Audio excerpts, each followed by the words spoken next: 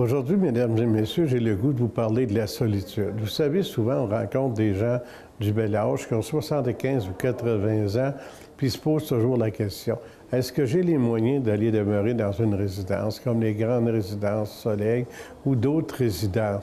Vous savez qu'aujourd'hui, avec le crédit d'impôt, tout le monde a les moyens. Et dans une résidence, vous allez retrouver des gens qui ont le même âge que vous autres, qui ont vécu les mêmes choses que vous autres. Ça fait que quand vous vous installez dans une grande résidence, fini la solitude et vous allez avoir aussi la sécurité. Aujourd'hui, la sécurité, c'est très important. Ça fait que ne soyez pas gênés. Informez-vous auprès des conseillers en hébergement qu'il y a dans les résidences.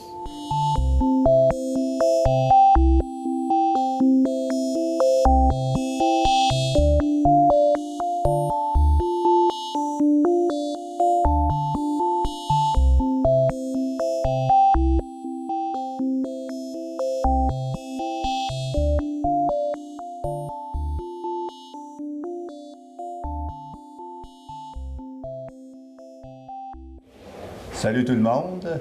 Aujourd'hui, nous sommes aux résidences Soleil, c'est-à-dire une des 14 résidences Soleil au Québec. Nous avons choisi Laval. 830 résidents occupent la résidence Soleil de Laval. Et pour partir, je reçois M. Lapierre, Jean-Jacques Lapierre.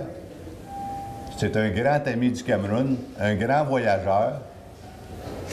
Monsieur Hamel, ouais, Monsieur Hamel, c'est un grand plaisir de venir ici. D'abord, dans un endroit aussi bien organisé. Alors, c'est intéressant de faire des entrevues pour nos auditeurs ici. Ça me fait plaisir. Alors, vous parlez de voyage. Oui, vous parlez du Cameroun. C'est un pays extraordinaire à visiter. C'est un pays, si on aime l'aventure, on aura beaucoup de plaisir à visiter le Cameroun.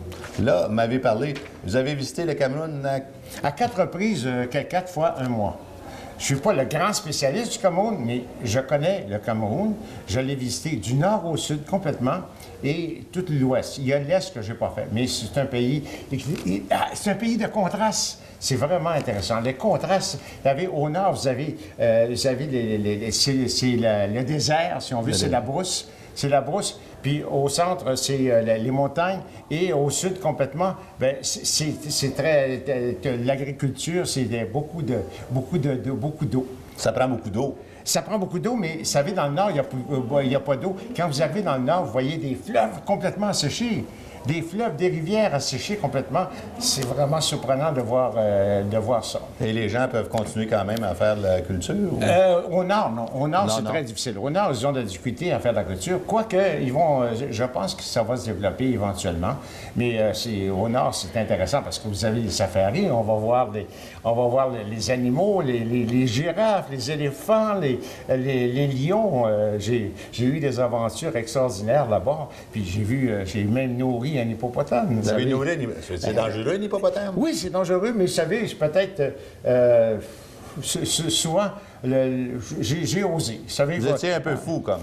Un peu fou, mais par contre, c'est le plaisir de voyager qu'on peut avoir à faire ça. Les Camerounais autour, est-ce qu'ils se tenaient loin? Oui, ils se tenaient loin. Par contre, il y en avait deux qui... C'est un hippopotame semi-apprivoisé. Quand on dit semi-apprivoisé, il faut toujours se méfier d'un hippopotame. C'était pas trop un hippopotame de maison, quand même? Non. Quand même, vous savez, c'est le poids que ça. Puis c'est très intéressant. Et puis, j'ai même fait de la pirogue là-bas. Vous savez, aller faire de la pirogue, quand vous dites de la vraie pirogue...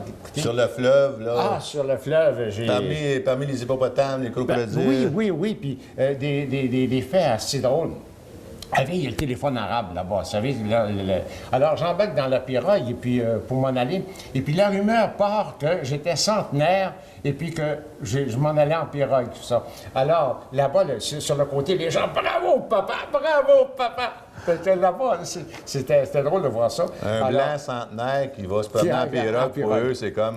C'était toute une histoire, puis il y a les lavandières qui étaient sur le bord, qui lavaient leur linge. Bravo, papa, bravo, papa. Vous imaginez le plaisir que je pouvais avoir. Alors, c'était drôle. Puis ceux qui pagayaient aussi étaient fiers de ça. Alors, ils s'arrangeaient pour être de côté, puis les autres étaient les petites vedettes de ça. C'était les stars de la journée avec vous. Oui. Puis au retour, à un moment donné, la rumeur part que j'avais été, m'était approché d'une mère hippopotame qui sont très dangereuses. Puis j'avais réussi à lui toucher. Alors, au retour, encore, le téléphone arabe. Bravo, papa! Bravo, vous étiez une vedette, là. J'ai eu du plaisir. Mais vous savez, il faut prendre ça. C'est de l'aventure. C'est bien intéressant d'aller voir ça. Mais là, vous alliez au Cameroun pour rendre service? Oui. Au début, j'ai été au Cameroun d'abord pour faire accomplir des œuvres humanitaires. J'ai été les rencontrer, j'avais été invité, les gens étaient venus ici, un groupe était venu ici en 2008, et puis j'étais lié d'amitié avec eux autres, ils m'ont invité. Alors j'ai été au Cameroun, et puis je me suis lié d'amitié avec eux autres dans plusieurs villes, que lorsqu'on fait du nord au sud, on se lie d'amitié facilement, parce que ce sont des gens très généreux. Est-ce que c'est un grand pays? Ah non, c'est un petit pays. Il fait moins que la moitié de la France. Si vous regardez visuellement, là, si vous comparez le Cameroun avec la France, c'est moins que la moitié de la France. Donc, on peut traverser le pays nord-sud en... Ah bien, là c'est un autre problème. Là, les routes, là... Dans les routes, disons, les routes... les routes, ça c'est... Comme des routes au Québec, comme... mais mettez les routes il y a 60 ans, à l'époque où on roulait les routes, vous savez, on roulait les routes dans l'air, là, ça, mais c'est un trou, puis souvent, c'est pas carrossable. À certains endroits, c'était très carrossable. Il y a des routes qui, normalement, ici, on prendrait peut-être 3 heures en auto. Eux autres, en train, ça prend 13 heures. Oh, 13 heures en train. 13 heures en train. Alors, le train, souvent, il va être obligé de s'arrêter. Souvent, il va dérailler. Il y a toutes sortes d'aventures qu'on a au Cameroun. Au Cameroun, là... Ils ne sont pas pressés. Ah, ils ne sont pas pressés. Ça, j'ai appris ça. Ils ne sont pas pressés. Ils ne sont pas pressés. Alors, je sais que vous connaissez des gens du Cameroun. Alors, vous voyez comment ils peuvent être. Ils ne sont pas pressés. Et puis, disons qu'ils ont des mentalités... C'est différent. Dans tous les voyages que j'ai faits, j'ai eu la chance de voyager pas mal. Dans tous les voyages que j'ai faits, c'est peut-être le pays qui m'a le plus surpris, où j'ai eu le plus d'aventures. C'est le pays, je crois, où le temps n'a pas d'importance. Partout en Afrique. Partout en Afrique. Si vous allez en Tunisie, par exemple, non, le temps, vous allez dans un souk, le gars est là, il attend. En Tunisie, c'est les hommes qui sont dans les souk, mais par contre, au Cameroun, ce sont les femmes. C'est les femmes qui travaillent au Cameroun. Les femmes travaillent. Les femmes travaillent, sont généreuses, ça travaille. C'est incroyable comment ça travaille. Puis, ils sont très maternelles. Ils ont des enfants. Dès l'âge de 15-16 ans, ils ont des enfants. J'ai su aussi que vous avez eu plusieurs demandes en mariage. Ah, ça, lorsqu'on va là-bas, c'est régulier. Vous recevez des demandes en mariage. Oui, c'est évident. Oui, c'est normal, ça fait partie de leur vie. Tu vas leur dire, ben écoute, je peux pas rester ici, mais ça fait rien. Non, ça fait rien. Tu viendras quand tu viendras. Quand tu pourras. Quand tu pourras, c'est correct. Mais ça vous a jamais tenté, suite à toutes vos visites, parce que je sais que, bon, vous n'avez pas juste fait le Cameroun, vous avez visité toute l'Afrique. Oui. Ça vous a jamais tenté de rester là, demeurer là? Ben, j'ai des obligations familiales quand même. Ici, moi, je suis marié quand même. Et puis, j'ai des obligations familiales. J'ai beaucoup d'activités sur le plan politique, sur le plan culturel, les arts et la culture ici à Laval. Moi, je suis très, très impliqué dans les arts et la culture ici à Laval. Écoutez, j'organise des expositions. On va avoir bientôt une émission à TVRL sur le calendrier des peintres de Laval. Il y a les prix de Coq d'art ART et la main d'art ART qu'on va donner. Il y a le Cercle des enfants du monde. Écoutez, on fait tellement de choses. Et là-bas au Cameroun, j'organise des expositions pour les enfants. Je leur montre comment créer des activités pour les enfants. Vous savez, c'est simple souvent, mais ils n'ont pas ils l'ont pas fait. Alors moi, j'ai organisé un petit peu à certains endroits des expositions pour leur montrer qu'on pouvait faire ça facilement. Vous allez leur montrer, comme on dit, vous n'allez pas pêcher, mais vous allez leur montrer à pêcher. À pêcher. Et puis, comme pour les enfants, j'ai importé des dessins d'enfants, puis je fais des expositions ici sur des dessins d'enfants. Ah, les dessins de fait des Camerounais, Camerounaises, vous les amenez ici? Ben, les petits-enfants, par exemple, mettons, de 10-12 ans, je leur montre à faire des dessins.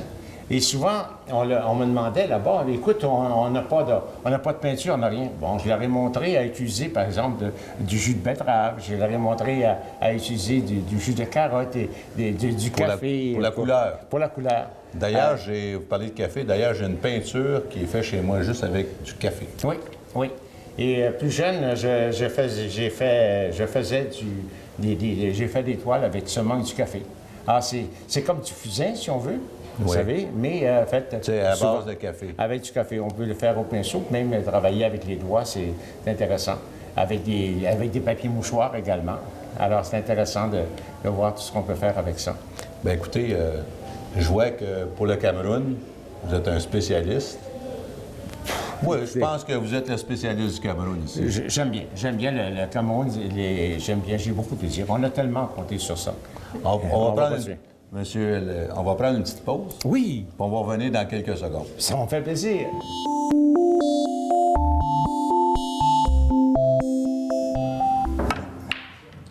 C'est pas ce qu'il y a de mieux. Je sais pas ce qu'il y a de mieux, mais on est de retour On est de retour. au Manoir Laval. Oui, au Manoir Laval. Puis les résidences, c'est très bien, hein? C'est très bien organisé. Beaucoup d'activités pour les personnes qui y résident. Je pense qu'on aurait besoin de cours de billard. Ah, et comment? Je pense que oui. Hein? On va demander, on va aller chez la Blanche, elle est disparue là-bas. Puis en même temps, on va parler des élèves, des enfants au Cameroun. Les enfants au Cameroun. Ah, les enfants au Cameroun. Hey, la vie n'est pas facile. La vie pour les enfants au Cameroun, c'est pas facile. Non, c'est pas facile? Ah, écoute, d'abord, au nord, il n'y a pas d'école. Il n'y a pas question d'avoir des écoles. Les gens demeurent dans des huttes. Puis dans la hutte, là, il y a trois gros bols. Tu sais, 3 gros bols. Un bol pour aller chercher l'eau, les autres bols pour faire à manger. Le maître de la maison, l'homme et la femme, souvent, on rechange le linge, OK? Un change qu'ils peuvent laver de temps en temps. Les petits-enfants en ont pas de linge. Ils n'ont pas de linge. Ils n'ont pas besoin. Ils sont tout nus. Il fait 44 degrés, alors ils n'ont pas besoin. Il fait chaud un peu. C'est chaud un petit peu. Alors, ils n'ont pas besoin de linge. Alors, mais eux autres, ils n'ont pas d'école, ils n'ont rien de ça. Par contre, dans l'ouest et puis dans le sud, il y a des écoles. Et les écoles, c'est particulier. Ah. J'ai vu des écoles, mon ami, avec 114 étudiants dans la même classe. Tous le même niveau ou des niveaux différents? Non, ça, c'était le même niveau. Mais 114 étudiants qu'il faut faire. Des classes de 70 étudiants, j'en ai vu. Puis vous, en tant qu'ancien prof, là, Oui. en tant qu'ancien enseignant, 114, ça doit être dur à tenir. Oh non, mais écoute, là-bas, c'est la discipline à l'extrême. Si ça ne fait pas, c'est en dehors de l'école, c'est à genoux à l'extérieur. Oh non. C'est pas comme ici, Ah, là. c'est pas comme ici, hein. Disons que c'est un privilège, c'est un grand privilège qu'ils ont d'aller à l'école. Et puis, ils ont développé quelque chose. Moi, j'ai remarqué. Par exemple, l'étudiant, le professeur en avant parle normalement, comme nous autres, mais l'étudiant en arrière, il réussit à comprendre. Et moi, quand je suis arrivé, puis je leur ai parlé, je parlais avec une voix un peu plus accentuée que les autres, était tout emballé de pouvoir entendre, puis de voir quelle façon je fonctionnais, d'une façon beaucoup plus amicale, d'une façon beaucoup plus conviviale. Je leur ai donné des petits bouts de cours pour montrer quelle façon je procédais. Alors, c'était intéressant, mais c'est une vie qui n'est pas facile pour les étudiants. Et puis, ils ont en marché pour se rendre à l'école. Oui, souvent, 2 km, 3 km, ça n'a pas d'importance. Il n'y a pas d'autobus passer 1,6 km. Pas d'autobus ici. Il n'y a pas d'autobus. C'est pas facile. Ensuite, les enfants, c'est pas tout. Il va falloir qu'ils aillent chercher l'eau, dans certains cas. Chercher l'eau, il faut le faire. C'est pas facile, la vie des étudiants. Mais le matin, j'imagine, c'est ça, il faut qu'elle aille chercher l'eau le matin, peut-être le soir aussi. Aussi, ils vont aider les parents pour là-dedans.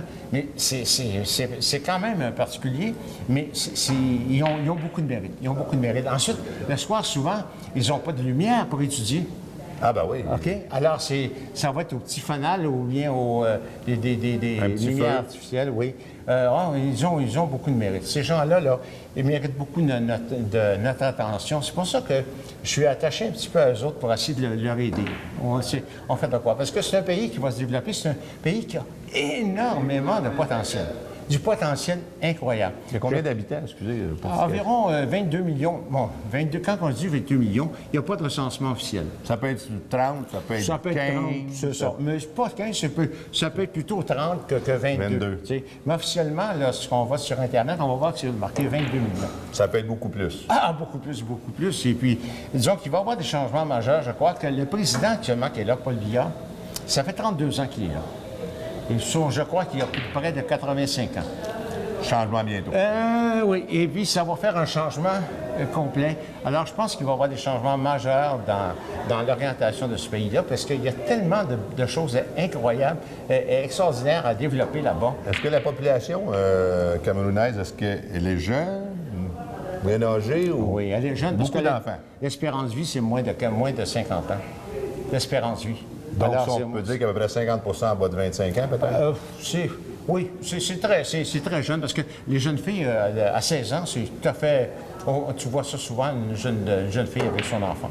Est-ce que la jeune fille, avec son enfant, mettons, 14-15 ans, est-ce qu'elle continue l'école ou c'est fini pour elle? Ou... Ordinairement, c'est fini. Pour la jeune fille, l'école, c'est fini, elle s'occupe... souvent, elle va retourner à l'école plus vieille, un peu plus âgée, elle va retourner à l'école, parce qu'ils sont bien conscients de l'importance de l'éducation. Ils sont importants, ils croient qu'il faut vraiment s'instruire, aller chercher des connaissances. Et il y a beaucoup d'universités. Il faut dire que le niveau universitaire, c'est pas le nôtre. C'est pas le nôtre, non? C'est pas le nôtre. C'est plus bas, plus haut? C'est beaucoup plus bas. Beaucoup plus bas. C'est pas pareil, mais c'est quand même très, très bien. Et puis, il y a des échanges qui se font justement, entre le Québec, la Pocatière, par exemple, le cégep de la Pocatière, reçoit des gens. Alors, ça devient N'allez pas trop loin, ça va être à mon tour. Oui, restez par ici, venez-vous-en par ici. Je vais jouer mon coup. Oui. M'essayer. Oui. M'essayer. Il faudrait peut-être que je suive des cours moi aussi, mais je vais essayer. Bon, là, on va s'amuser. On va essayer de rentrer. Je sais pas quel numéro, là. On va dire la 15, je pense. Oui, c'est ça. Bon, là, je vous dis pas que je vais l'avoir. T'es pas mal habile. Bon, lève-le. Mais t'es vraiment habile. Écoute, fallait que j'ai... Là, on va continuer. Oui. Là, vous allez me parler justement de l'égalité. Est-ce que là-bas, l'égalité homme-femme, parce que vous savez que c'est ainsi, c'est le grand débat ici au Québec. Oh là là, faut faire attention à ce qu'on dit, mais l'égalité homme-femme présentement là-bas au Cameroun, est-ce que c'est quand même juste ou... Non, c'est pas l'égalité. D'abord, dans certains, les hommes ont le droit d'avoir plusieurs femmes. Oh. Alors, vous savez, ils ont le droit d'avoir plusieurs femmes. Ah oui. Puis, c'est souvent, les femmes vont désirer d'avoir quelqu'un pour leur aider à faire les tâches ménagères, un peu plus de tâches ménagères. Alors, ils vont apprécier le Ils vont accepter peut-être d'avoir une autre femme avec eux. Ah oui, puis avec plaisir, à part de ça. Avec plaisir de le faire. Alors, et l'égalité, c'est que la femme travaille beaucoup. La femme est présente au marché, c'est la femme. C'est la femme qui va chercher l'eau. C'est la femme qui fait tous ces travaux-là. Et l'homme, souvent, il va faire partie de groupements politiques, vous savez, parce que tout à l'heure, on abordera peut-être les espèces de tribus, si on veut, les chefferies qui peuvent exister. Alors, vous allez voir ça que c'est assez imposant. Mais les hommes là-bas, là, si on parle, on va changer un petit peu. On parle des hommes là-bas, est-ce qu'il y a des artistes? Est-ce qu'il y a des femmes artistes ou c'est surtout des hommes? Il y a des artistes. Il y a des artistes? Ah, puis ça, je tiens. J'ai apporté ici quand même... Vous même... avez apporté des dessins, je pense. Deux peintures. Pas des dessins, des peintures. Œuvres, oui, c'est des peintures, des œuvres. Alors, regardez cette œuvre-là. Ça, c'est fait avec de l'écorce de bois. C'est fait avec de l'écorce de bois. Et cet artiste-là, c'est un ami, Ambroise de Yaoundé, qui a fait ça. Alors, je vais vous en montrer un autre. Attendez, je vais le prendre pour vous. Alors, c'est quand même les artistes sont très créatifs. Ça, c'est tout fait avec des l'écorce de bois? Avec des l'écorce de bois. Même moi, en tout cas, j'en ai une qui est faite avec du café. Oui, avec du café. Ça, c'est une autre chose. Avec le café, d'abord, j'ai j'ai créé des activités là-bas, au Cameroun, pour montrer aux enfants qu'ils peuvent faire de la peinture avec d'autres choses que de la peinture. Donc, par exemple, avec le café, avec le jus de betterave. Alors, on me disait qu'on ne peut pas faire de peinture. On n'a pas de peinture. On va en faire de la peinture. On va en faire de la peinture. Alors, J'ai créé ça actuellement. Je vais créer des expositions. D'abord, je leur ai montré à valoriser les enfants dans la créativité. Et ça, c'est bien important. Puis là, vous rapportez ça de là-bas. Oui, il y a des dessins que j'apporte ici. D'ailleurs, j'ai été chercher, je fais beaucoup de voyages, j'apporte des dessins d'enfants de tous les pays, et puis je fais des expositions ici à Laval. À Laval, vous faites des expositions. Bien, écoutez, encore une fois, on revient dans quelques secondes. Avec plaisir.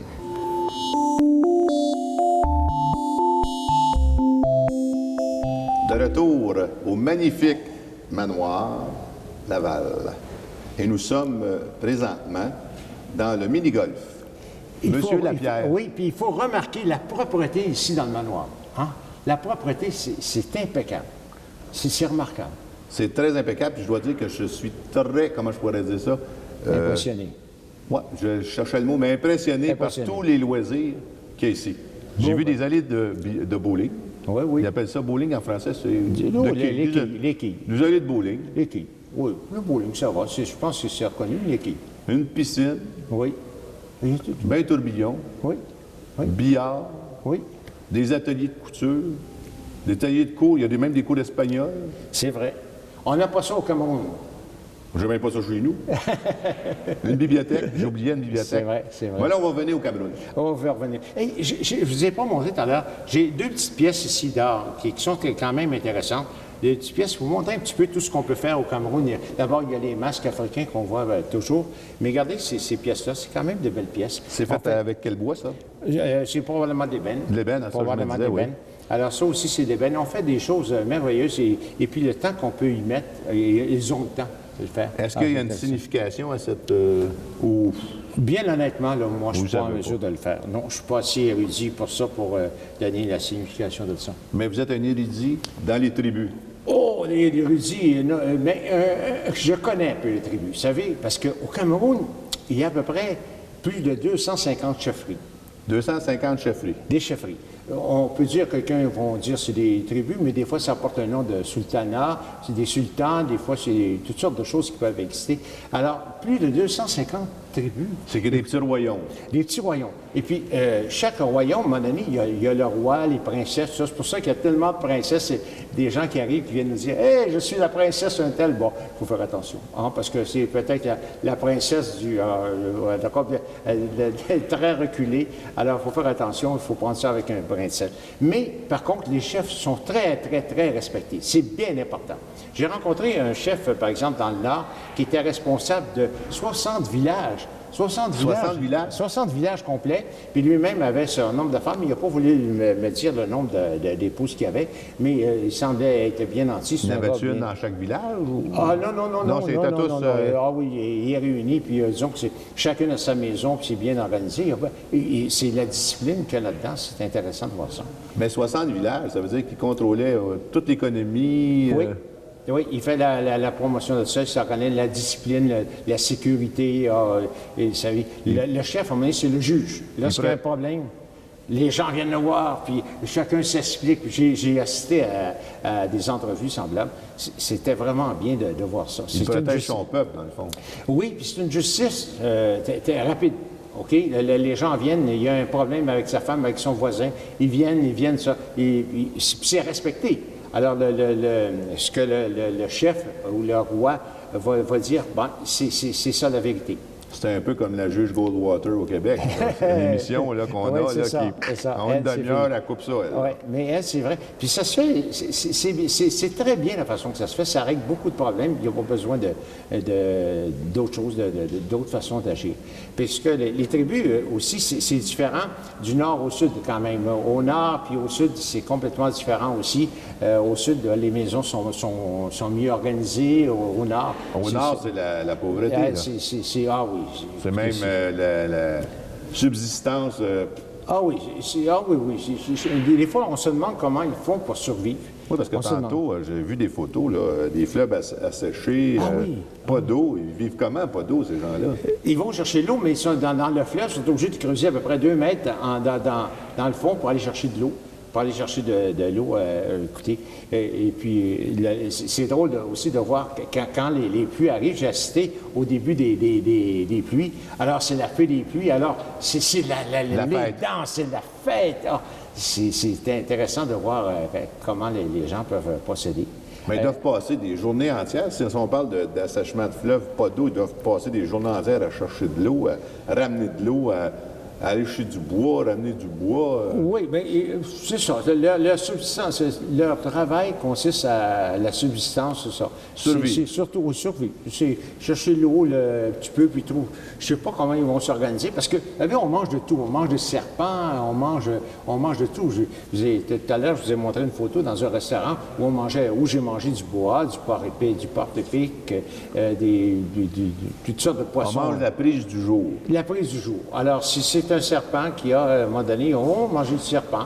On s'organise avec ça, on sait l'organiser. C'est pas si méchant, quand même. On a appris à vivre. Ben, écoutez, s'il y a ça, il y a que ça à manger, on le mange. On le mange, c'est ça. On s'organise bien. Alors, ils sont assez bien organisés. Là, on parle après, comme vous dites, 250 tribus, royaumes. Mais est-ce qu'ils ont toutes la même langue? Est-ce qu'il y a un dialecte différent pour chacun? C'est ça. Dans ce qu'on connaît, nous autres, le français et l'anglais, c'est les principales langues. D'abord, ils ont été colonisés par les Français, exploités par les Français, puis encore exploités par les Français. Puis les Anglais aussi font pareil. Il n'y en a pas un qui est mieux que les autres. Vous savez, les colonisateurs, lorsqu'ils donnent les choses, ils colonisent. Hein? Écoutez, le café, ils veulent posséder le café, ils contrôlent le procès. Et bon. Alors, la France contrôle également le transport pour les avions. Alors, il y a toutes sortes de contrôles qui peuvent se faire semblables. C'est des colonisateurs, mais vous savez, quand on pense qu'ils vont juste faire du bien, alors ils ont quelque chose à recevoir. Ils sont là pour quelque chose. C'est pas le pétrole, c'est les autres richesses. C'est ça, c'est ça. Ils ont beaucoup à recevoir. Oui, oui. C'est intéressant à ce niveau-là. Donc, il y a plusieurs dialectes. Est-ce que... Ah oui, les dialectes, je reviens. Alors, c'est le français et l'anglais à la base, et puis il y a au moins dans chacune des tribus une quarantaine de dialectes différents. Alors, une quarantaine de dialectes complètement différents. Alors, c'est pour ça, la colonisation a bien aidé à ce niveau-là. Et on peut rassembler les gens dans le français, qu'on puisse au moins les instruire en français dans les écoles. Alors, il y a les écoles qui sont surtout français et anglais. Là, il y a les Allemands qui ont créé aussi certaines écoles, aussi, en fait, des missionnaires allemands qui sont venus. On a nos missionnaires québécois aussi qui ont fait le travail. Le cardinal Léger oui. Une épousée. Alors, il fait un beau travail là-dedans.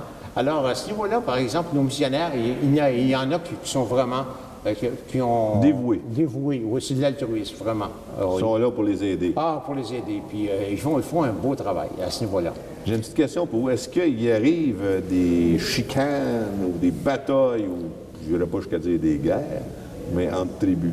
Oui. C'est qu'il y a moins de 75 ans, dans le sud, il y a des tribus de pygmées. Alors, les tribus se faisaient la guerre. Il y a moins de 75 ans. Il y a 75 ans, disons. Ils se faisaient la guerre entre eux autres. Alors, les tribus, chaque tribu était il y avait peut-être 75-100 personnes. Alors, si l'autre tribu semblait être de mauvaise humeur, avoir fait un geste pas correct, on l'attaquait. On s'attaquait avec des arcs et des flèches. Oh! Ça, c'est... Il y a moins de 75 ans. Pas de fusil. Écoutez, puis, ça fait pas longtemps. Comme par exemple, j'ai visité un sultanat. Le sultan, par exemple, il y a moins de 100 ans. OK? Il y a moins de 100 ans. Quand le sultan mourait, OK, on l'enterrait, mais avec ses esclaves, avec tous ses serviteurs vivants. Il fallait le faire, hein? Oui, il fallait le faire. Quand la princesse, à un moment donné, la femme du sultan faisait, c'était la même chose. Alors, ça éliminait quand même un village, pas mal. Quasiment un village complet. Ça faisait du ménage dans le village. Alors, c'est surprenant. Alors, c'est un peuple qui a évolué beaucoup, et c'est un peuple qui est appelé à évoluer beaucoup. Je pense qu'avec l'arrivée des panneaux solaires, ils ont accès quand même à la télévision. Par exemple, dans les grandes villes comme Yaoundé, qui est la capitale, et puis Douala, la capitale, sont assez bien organisés. Monsieur Lapierre, j'aimerais ça que vous livriez le mot de la fin. Vous m'avez dit tout à l'heure que vous vouliez faire un message. Oui, Vous avez peut-être 10-15 secondes. Je veux saluer un petit peu les gens du Cameroun, de Kosamba, Mme Alice M. Burley, M. Jules Raymond Kouaté, M. Georges Sakala, les gens